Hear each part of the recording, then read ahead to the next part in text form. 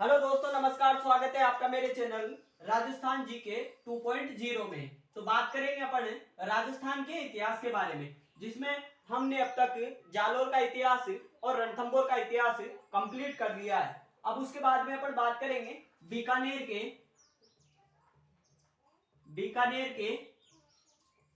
बीकानेर के राठौड़ राजवंश का इतिहास। अपन बीकानेर के राठौर राजवंश के बारे में बात करेंगे। तो बात बताऊं मैं आपको, जो बीकानेर है, बीकानेर, इसका प्राचीन नाम था जांगल प्रदेश। प्राचीन नाम जांगल प्रदेश, जांगल प्रदेश। मैंने आपको बीकानेर का प्राचीन नाम बताया, जांगल प्रदेश। इधर बात करेंगे अपन मारवाड़ की।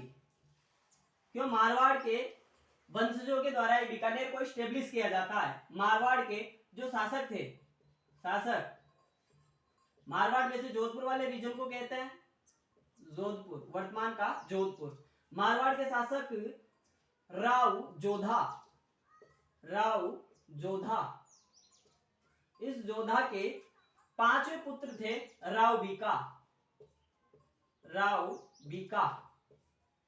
मारवाड़ के शासक बताया मैंने राव जोधा के 5वें पुत्र राव बीका। ये राव बीका 1465 में अपने एक पिता के एक ताने के ऊपर मारवाड़ का रीजन छोड़ के जांगल प्रदेश में पहुंच जाते हैं। और यहाँ पे जांगल प्रदेश में इसके आसपास के रीजन को जीतने में इनको 23 वर्ष लगते हैं। 23 वर्ष लगे, मतलब जांगल प्रदेश के आसपास के रीजन को जीतने में इनको 23 वर्ष लगे। इस प्रकार 1488 में आखा तीज के दिन करणी माता के आशीर्वाद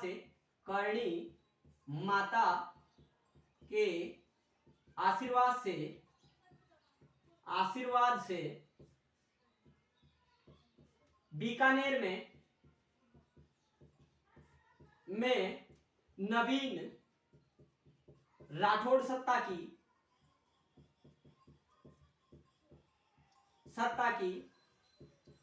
स्थापना की जाती है।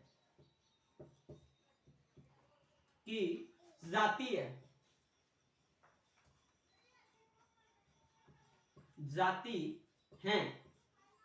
क्या बताया मैंने आपको? मारवाड़ के शासक बताए राव जोधा के 5वें पुत्र राव बीका 1465 में अपने पिता के ताने के ऊपर जो मारवाड़ का रीजन है इसको छोड़ के जांगल प्रदेश में आ जाते हैं। जांगल प्रदेश और जांगल प्रदेश के आसपास के क्षेत्र को जीतने में इनको 23 वर्ष लगता है। इस प्रकार 1488 में, क्यों 1465 को इन्होंने मारवाड़ वाला रीजन छोड़ा, इनको आसपास के क्षेत्रों को विजिट करने में 23 वर्ष लगे।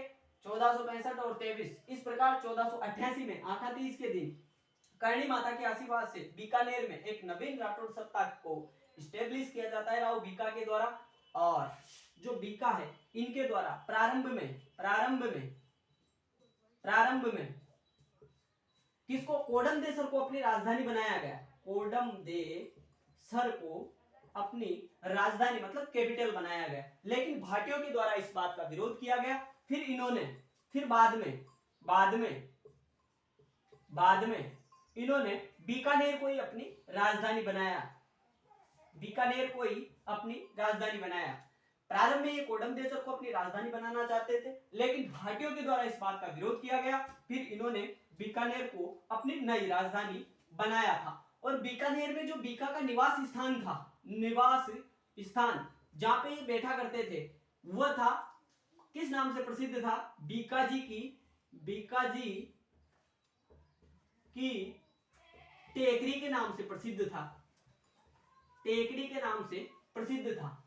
अब एक बार दोबारा चर्चा करते हैं अपन। मारवाड़ के शासक बताए मैंने आपको राव जोधा के 5वें पुत्र बताए राव बीका 1465 में अपने पिता के ताने के ऊपर जो मारवाड़ वाला रीजन है इसको छोड़ के जांगल प्रदेश में आ जाते हैं। जांगल प्रदेश को जीतने में इनको 23 वर्ष लगे।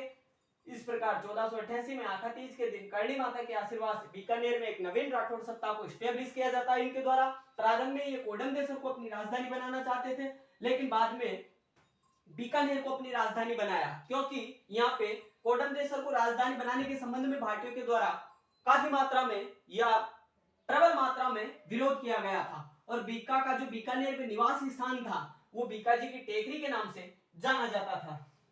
अब उसके बाद में जो अगले शासक हैं हमारे वो है लूणकर्ण। बीकानेर के शासकों की उपाधियां वैसे बहुत इंपॉर्टेंट है और ज्यादातर उपाधियों से क्वेश्चन आते हैं इसमें। जैसे कि अपन बात करें लूणकर्ण की, तो एक प्रसिद्ध विद्वान जिसको अपन कभी भी कह सकते हैं बीटू सूजा थे, जो जैसी के दरबार में थे। वैसे बीटू सूजा इनका एक ग्रंथ आता है, अपन को ग्रंथ मिलता है इनका एक, जिसका नाम है राव जेत्सी रो छंद। इस राव जेत्सी रो ग्रंथ में लूणकर्ण के बारे में बता रहा हूं मैं आपको। एक विद्वान बताया मैंने या एक कवि बताया जिसका नाम था बीटू सूजा। इसका एक ग्रंथ था राव जेत्सी रो छंद। इस ग्रंथ में जो लूणकर्ण है, इस लूणकर्ण को कलयुग का कर्ण कहा गया है। बीटू सूजा का एक ग्रंथ था राव जेत्सी रो छंद। इस ग्रंथ के अंदर लूणकर्ण का उल्लेख है और इस ग्रंथ में जो लूणकर्ण है इसको कलयुग का कर्ण कहा गया है। ये इसका उपनाम या उपाधि मान लो आप। लूणकर्ण की उपाधि क्या है? कलयुग का कर्ण राजस्थान के कौन से शासक को बोला जाता है तो उसमें नाम लूणकर्ण का है, या लूणकर्ण को ही कलयुग का कर्ण कहा जाता है। उसके बाद में जो अगला शासक है वो अगला शासक राव जेत्सी है। बीकानेर के शासकों में राव जेत्सी।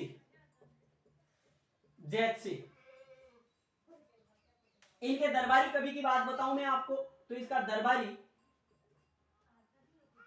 विद्वान था बीटू सूजा। और इसका ग्रंथ मिलता है अपन को क्या? राव जेत्सी रो छंद। ये अपन को बीटू सूजा का ग्रंथ मिलता है। कौन सा? राव जेत्सी रो छंद। अब राव जेत्सी के बारे में बताता हूं मैं आपको। तो मुगल शासकों की बात करें अपन, मुगल शासक, आपने हुमायूं का नाम तो सुना ही होगा। हुमायूं, इन हुमायूं के एक भाई थे। भाई का नाम बता रहा हूं मैं आपको, कामरान। आप क्रिकेटर से याद रख सकते हो, कामरान अकमल के नाम से, शायद पाकिस्तान का कोई खिलाड़ी है। तो वैसे हुमायूं के भाई का नाम क्या है? कामरान। और घटना कब की है? 1534 की, 34 ईस्वी की। युद्ध का नाम राती घाटी का युद्ध। राती घाटी का युद्ध। तो हुमायूं के भाई कामरान के द्वारा जेत्सी के ऊपर अटैक किया जाता है। इसमें जो कामरान है इसकी तो होती है हार, और जेत्सी की होती है विजय। यह था 1534 ईस्वी सन का राती घाटी का युद्ध।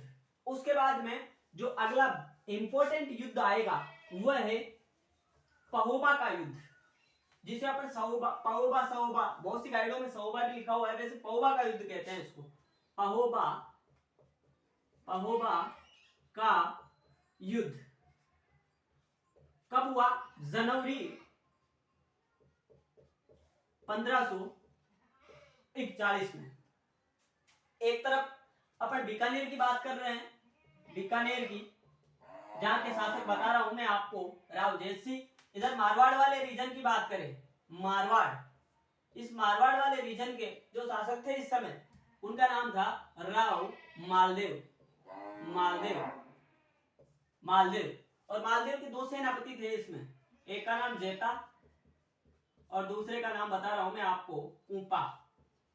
वैसे जोड़े में जितने भी सेनापति आएंगे उनको आपको याद रखना है अच्छे से। मारवाड़ के शासक बताए मैंने आपको राव मालदेव, मालदेव के दो सेनापति बताए जेता एंड कुंपा। तो जेता एंड कुंपा के द्वारा क्या होता है, जो पौबा का युद्ध है जनवरी 1541 में, इस युद्ध में क्या है, राव जेतसी की हत्या कर दी जाती है, हत्या। और जेता कुंपा दोनों मिलके जेतसी की हत्या कर देते हैं। वैसे पौबा के युद्ध में मारवाड़ के राजा मालदेव विजयी रहते हैं, विजयी, और इन भाई साहब की होती है हार। फिर क्या करते हैं, जो जेतसी के पुत्र हैं, पुत्र पुत्र कौन कौन से, कल्याणमल, कल्याणमल और भीम, भीम, ये दोनों शेरशाह सूरी की अधीनता स्वीकार कर लेते हैं। शेरशाह सूरी की युद्ध के बाद में शेरशाह सूरी की अधीनता स्वीकार कर लेते हैं। क्या होता है सुनो आप, बीकानेर के थे शासक राव जेतसी, और राव जेतसी के पुत्र बताए मैंने आपको कल्याणमल और भीम। इधर पौबा का युद्ध हुआ जनवरी 1541 को। मारवाड़ के राजा मालदेव के दो सेनापति जेता एंड कुंपा दोनों मिलकर जेतसी की हत्या कर देते हैं। यानी इस पौबा के युद्ध में जेतसी की हत्या के बाद में जो जेतसी के पुत्र थे कल्याणमल और भीम, ये दोनों शेरशाह सूरी के पास चले जाते हैं और शेरशाह सूरी की अधीनता स्वीकार कर लेते हैं और शेरशाह सूरी को वापस मारवाड़ पे अटैक करने के लिए प्रेरित करते हैं। इसी कारण जो भीम है, ये भीम है ना, शेरशाह सूरी को वापस मारवाड़ पे अटैक करने के लिए प्रेरित करता है। सो भीम को गई भोमरो बाडू, गई भोम रो बाडू, अर्थात मतलब अर्थात खोई हुई जमीन को पुनः प्राप्त करने वाला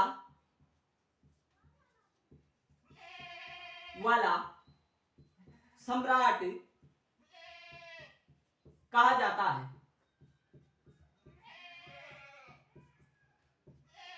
जो जेतसी के पुत्र थे कल्याणमल और भीम, ये शेरशाह सूरी को मारवाड़ के शासक राव मालदेव के ऊपर अटैक करने के लिए प्रेरित करते हैं। इसी कारण जो भीम है इसको गई भोमरो बाडू अर्थात खोई हुई जमीन को पुनः प्राप्त करने वाला सम्राट बोला जाता है। अब इसके बाद में अपन आगे बात करेंगे कल्याणमल की। जो बीकानेर के शासक आएंगे आगे वाले, उनका नाम है कल्याणमल, कल्याणमल, कल्याणमल, कल्याणमल। तो पहली बात इनके बारे में, शेरशाह सूरी की अधीनता स्वीकार की इन्होंने, शेरशाह सूरी की अधीनता स्वीकार की, शेरशाह सूरी की अधीनता स्वीकार की। उसके बाद में गिरी सुमेल के युद्ध की सहायता से, मतलब मैंने आपको पहले बताया कि शेरशाह सूरी को मालदेव के ऊपर अटैक करने के लिए प्रेरित किया। जब मैं आपको जोधपुर पढ़ाऊंगा उस समय आपको गिरी सुमेल युद्ध के बारे में काफी विस्तृत जानकारी दूंगा, लेकिन अभी के लिए मैं आपको बताता हूं गिरी सुमेल युद्ध की सहायता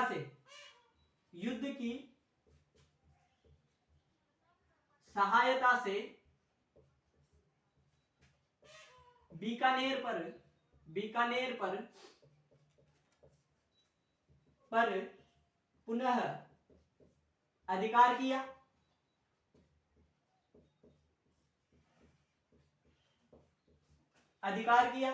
उसके बाद में जो तीसरे नंबर की बात है इनके बारे में, 3 नवंबर 1541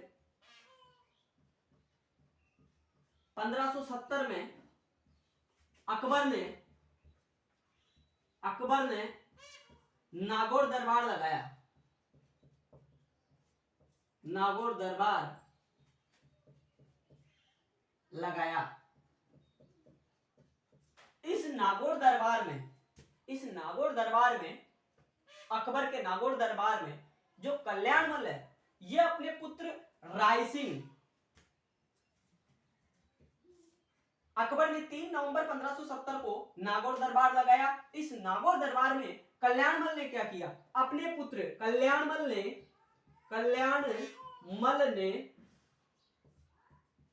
अपने पुत्र पृथ्वीराज राठौड़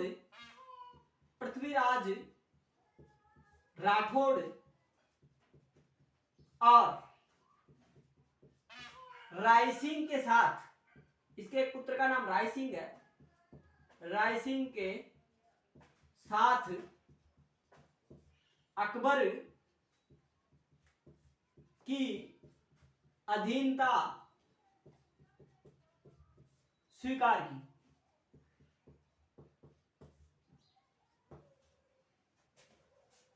3 नवंबर 1570 को अकबर ने नागौर दरबार लगाया। इस नागौर दरबार में जो कल्याणमल थे, बीकानेर के शासक, इन्होंने अपने पुत्र पृथ्वीराज राठौड़ और रायसिंह के साथ अकबर की अधीनता स्वीकार कर ली और अपने पुत्र रायसिंह को अकबर के इस नागौर दरबार में अकबर के साथ अपने पुत्र रायसिंह को आगरा भेज दिया था, जिसकी चर्चा अपन आने वाले रायसिंह जो शासक बनेंगे उस समय करेंगे। अब कल्याणमल के बाद में जो शासक हैं उनका नाम बता रहा हूं मैं आपको, पृथ्वीराज राठौड़।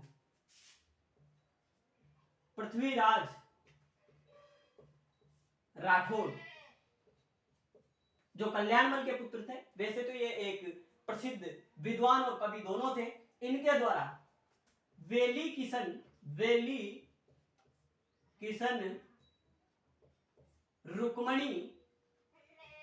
रुक्मणी री ख्यात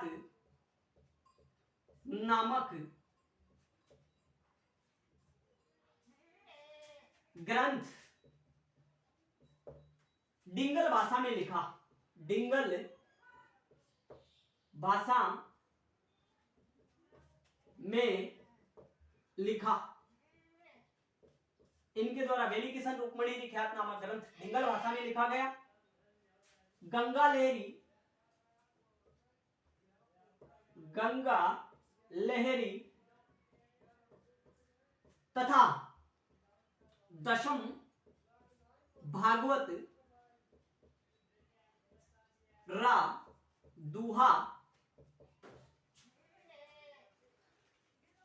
पृथ्वीराज राठौड़ के द्वारा वेली किशन रुक्मणी री ख्यात नामक ग्रंथ डिंगल भाषा में लिखा गया। गंगा लहरी तथा दशम भागवत रा दुहा ग्रंथ भी इन्हीं के द्वारा लिखा गया। डॉक्टर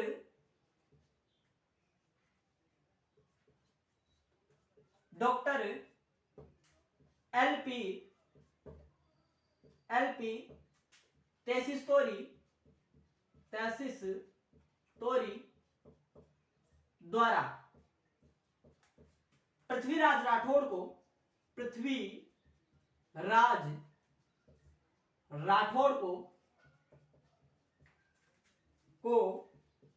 डिंगल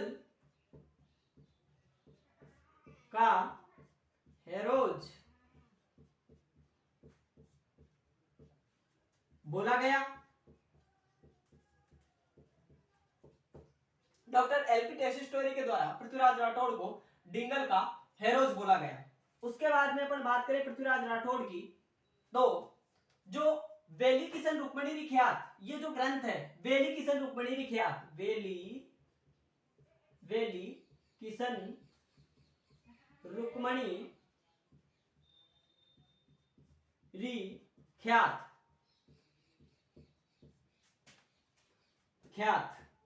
इस ग्रंथ को दुर्सा कवि, बहुत अच्छे कवि थे, दुर्सा आडा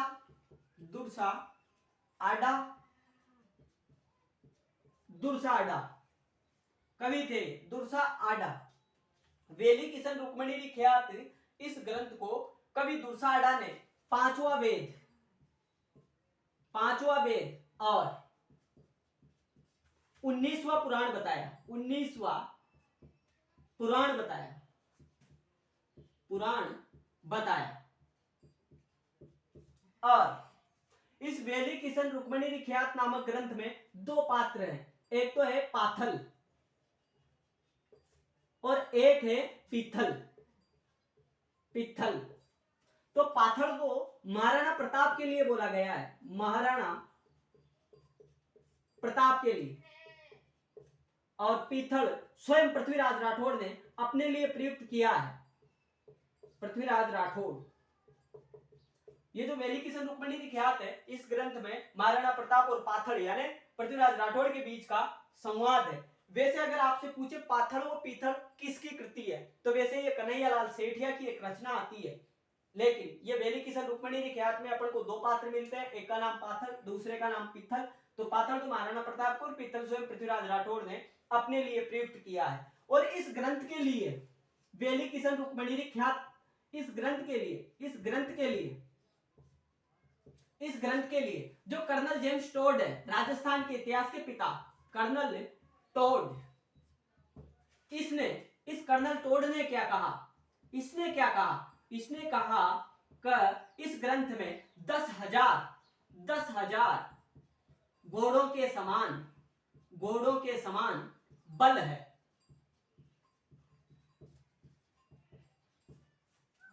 यह बताई मैंने आपको पृथ्वीराज राठौड़ के बारे में बात। इन्होंने वेली किशन रुक्मणी ख्यात नामक ग्रंथ डिंगल भाषा में लिखा। गंगा लहरी और दशम भागवतरा दुआ ग्रंथ भी इन्हीं के द्वारा लिखा गया। डॉक्टर एलपी टेसिस्टोरी के द्वारा पृथ्वीराज राठौड़ को डिंगल का हेरोज बोला गया।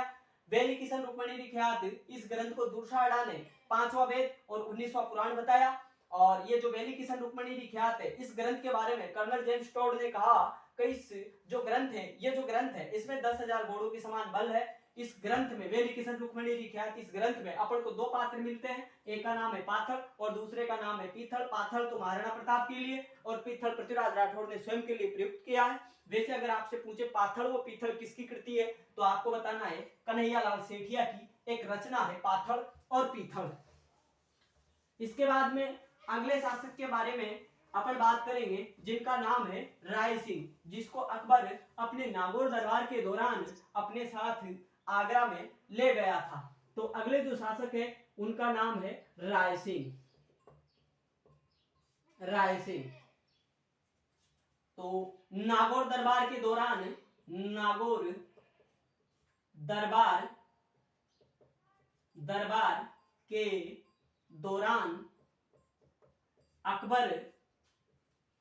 अकबर इनको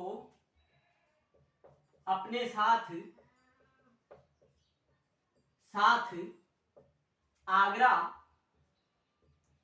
आगरा ले गया था। राय सिंह को नागौर दरबार के दौरान अकबर अपने साथ आगरा ले गया। इन्होंने कुछ सैन्य अभियानों के नेतृत्व किए, मतलब ऐसे सैन्य अभियान जिनके प्रधान सेनापति थे। जैसे कि सैन्य अभियानों के बारे में मैं आपको बात बताऊं तो सैन्य अभियानों में इन्होंने जो प्रमुख सैन्य अभियान किए उनके नाम है काबुल, गुजरात,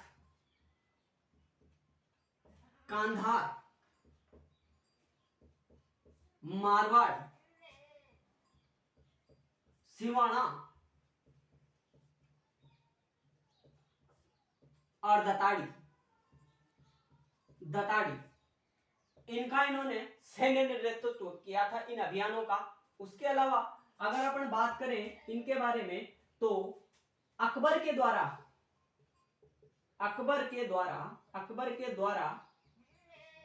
इनको 4,000 का मनसब तथा जहांगीर के द्वारा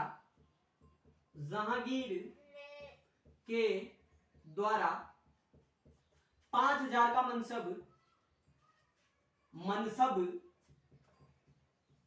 दिया गया। अभी मनसब किसे कहते हैं? वर्तमान में जैसे किसी व्यक्ति को उत्कृष्ट कार्य हेतु गोल्ड मेडल वगैरह दिए जाते हैं, वैसे ही उस समय इनका एक मतलब पुरस्कार था ये मनसब, उसे बोला जाता है मनसब। ऐसे ही एक शब्द और भी है जात व सवार, तो वैसे इनको 4000 का मनसब और जहांगीर के द्वारा इनको 5000 का मनसब प्रदान किया जाता है।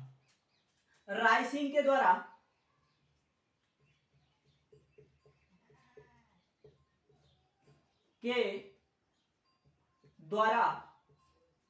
जूनागढ़ दुर्ग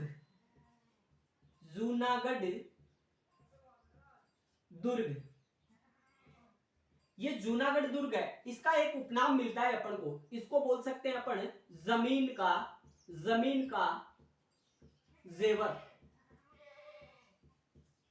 जेवर। तो राय सिंह के द्वारा जूनागढ़ दुर्ग का निर्माण करवाया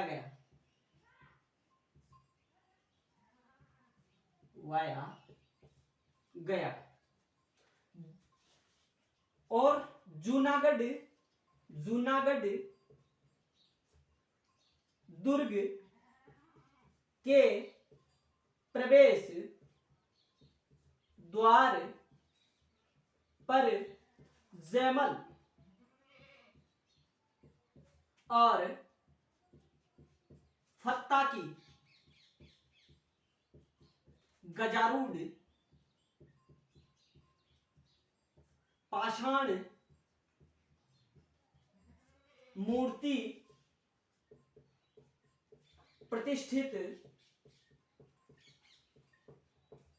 करवाई।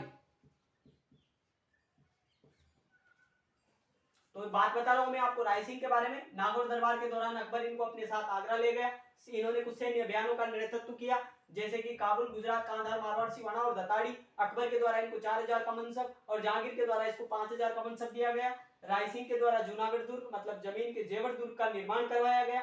वैसे करमचंद की देखरेख में इन्होंने इस दुर्ग का निर्माण करवाया था। जूनागढ़ दुर्ग के प्रवेश द्वार, जूनागढ़ का प्रवेश द्वार वैसे सूरजपोल कहलाता है। इस सूरजपोल के पास में ही जयमल और फत्ता की गजारूढ़ पाषाण मूर्तियां प्रतिष्ठित करवाई इसने। और उसके अलावा इसने एक प्रशस्ति भी उत्कीर्ण करवाई थी, जिसकी अब अपन चर्चा करेंगे। इसने राय सिंह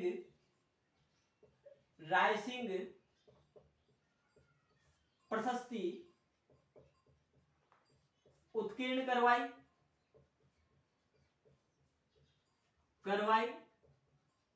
जिसके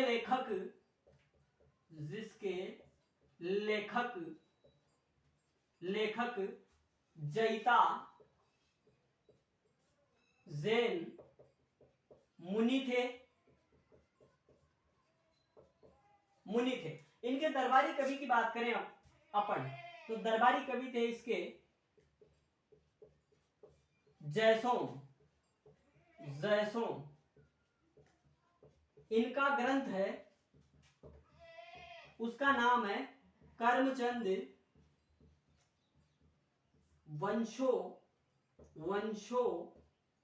वंशोत्कीर्ण काव्यम। अब ये नाम तो आपको वैसे याद रखना ही पड़ेगा। इनका दरबारी कविता जयसोम, इसके द्वारा करमचंद वंशोत्कीर्ण काव्यम नामक ग्रंथ लिखा गया और स्वयं राय सिंह के द्वारा राय सिंह महोत्सव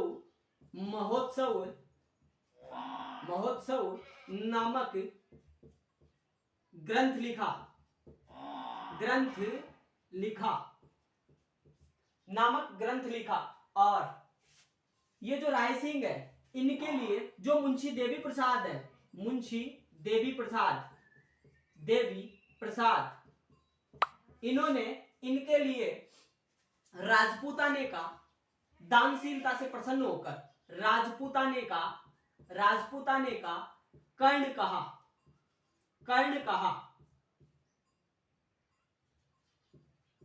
कहा। राय सिंह के बारे में आपको बताऊं, राय सिंह प्रशस्ति उत्कीर्ण करवाई इन्होंने, जिसके लेखक जयिता जैन मुनि थे। इनके दरबारी कवि का नाम था जयसोम, जिन्होंने करमचंद वंशोत्कीर्ण नामक ग्रंथ लिखा। और राय सिंह के द्वारा राय सिंह महोत्सव नामक ग्रंथ लिखा गया। और राय सिंह की दानशीलता से प्रसन्न होकर जो मुंशी देवी प्रसाद है, उन्होंने जो राय सिंह है इनके लिए राजपूताने का कर्ण कहा। अब बीकानेर के जो अगले शासक है उनके बारे में अपन अगली क्लास में चर्चा करेंगे। सो धन्यवाद दोस्तों, नमस्कार।